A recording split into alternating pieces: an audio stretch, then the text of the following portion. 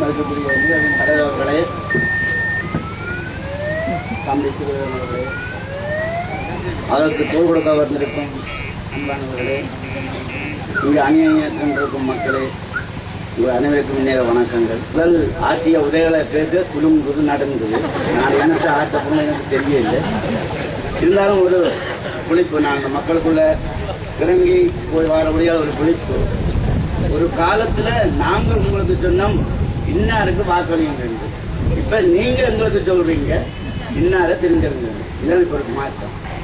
நிச்சயமாக நான் தம்பி கேட்கல சொன்னேன், எங்களுக்கு பரப்புற தேவையில்லையே, எல்லாரும் முன்னே இப்படிதான் கலைக்கிறாங்கன்னு சொன்னேன். ஆனா அவர் இன்னைக்கு அதை கண்டு கொண்டிருக்கிறார். ஆனா இதுல நான் எனக்கு ஒரே ஒரு கருத்துத்தான் சொல்ல வேண்டியிருக்கின்றது. நாங்கள் முள்ளிவாய்க்கால் கடந்த பொழுது நாங்கள் எங்கள் உயிர் பாதுகாக்கப்படும், இனி நாங்கள் நிம்மதியாக இருப்போம் என்று கனவு கண்ட நாங்கள்.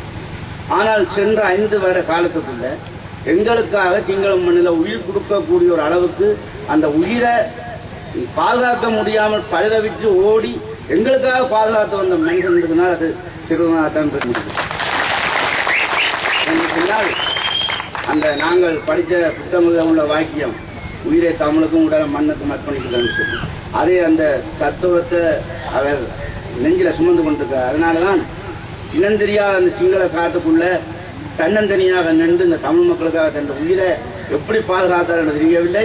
அந்த செய்தி கேட்டவுடனே நாங்கள் குறித்து பார்த்து என்ன தம்பின்னு நான் இப்ப பாராளுமன்றத்தில் நிற்கிறேன். இப்படியே வந்து கைக்குமையாண்ட அந்த அன்பான குரல் கேட்கப்பட்டது. இது எல்லாத்த கண்ணீரும் கண்ணீர் உண்டு. அப்படி ஒரு தூயவன எங்கள மாவட்டத்துக்கு மீண்டும் கடவுள் தந்திருக்கின்றார். ஆகவே இந்த சந்தர்ப்பத்தை நீங்கள் பயன்படுத்தணும், சரியா பயன்படுத்தணும். மிக அழகாக பேசுறதுக்கு நிறைய ஆட்கள் இருக்கிறார்கள். அந்த உயிரை தமிழுக்கு கொடுக்கக்கூடியவர்கள் அடையாளங்கிறாங்க. ஏன்னா நாங்கள் தமிழ், நாங்கள் இந்த வேற்று மொழி நாங்கள் பேச பழகவில்லை. இன்னும் அநேகமான தேவைகள் இருக்கின்றன. வேற்று மொழி பழகினால்தான் நாங்கள் வாழலாம் என்று. ஆனால் அந்த மொழியை கூட நாங்கள் பழகாமல் இன்னும் தமிழுடைய கிடந்து சார்ந்தோம். எங்களுடைய பேச்சு இந்த பிரதேசத்துக்குள்ளாருக்கு வெளியால போவார். நாங்கள் கதைக்கிறது 14 சங்கத்துக்குள்ள இருக்கும், நீங்கள் கதைக்கிறது வேறுகளுக்குள்ள இருக்கும், நாங்கள் எல்லாரும் கதைக்கிறது புணரிக்குள்ள இருக்கும், ஆக கூடி போனா புணர்ச்சிக்குள்ள இருக்கும். பாராளுமன்றத்துக்கு போய் கதைக்கக்கூடிய அளவுக்கு ஒருவர் இருக்கிறார். ஆகவே அவரை நீங்கள் தெரிவு செய்வீர்கள் நம்புறோம்.